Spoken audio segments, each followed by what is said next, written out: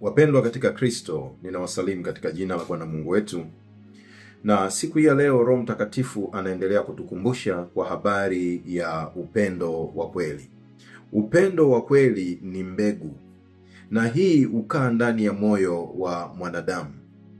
Mara nyingi kumekuwa na malalamiko, watu wakilalamika mtu fulani hanipendi, ama wakati mwingine hata mke au mume anasema kwamba hanionyeshi mapenzi. Lakini maandiko yanatushuhudia apandacho mtu ndicho anachovuna.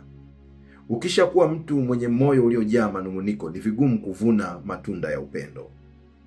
Mara nyingi watu wanaweza kutafuta uhusiano, ama rafiki, ama mke, ama mume, ama pengine hata kazi, akitegemea kwamba ninachokitafuta niende sehemu nikapate upendo. Lakini sivyo ambavyo Mungu ameweka asili ya upendo. Upendo ni mbegu. Kwa hiyo kile unachopanda ndicho ambacho unavuna.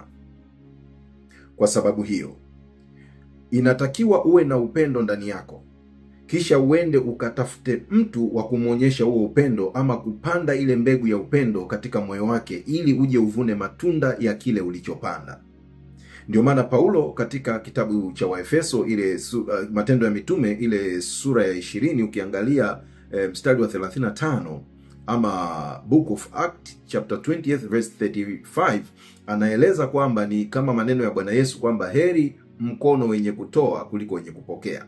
Kwa hiyo ni heri moyo wenye kutoa, unatoa ile mbegu ya upendo ili uweze kupokea matunda yaliyo safi. Lakini kama moyo wako umejaa magumu na malalamiko, ni rahisi sana kwako kuvuna matunda ya uharibifu, kwa sababu apandacho mtu ndicho anachovuna. Mungu akupe neema ya kujua kwamba alipokuumba aliweka mbegu ya upendo ndani yako. Itumie hiyo mbegu katika mashamba mazuri yanayostahili kwa uaminifu, ili upate kuvuna kwa wakati wake. Mungu akubariki. Amen.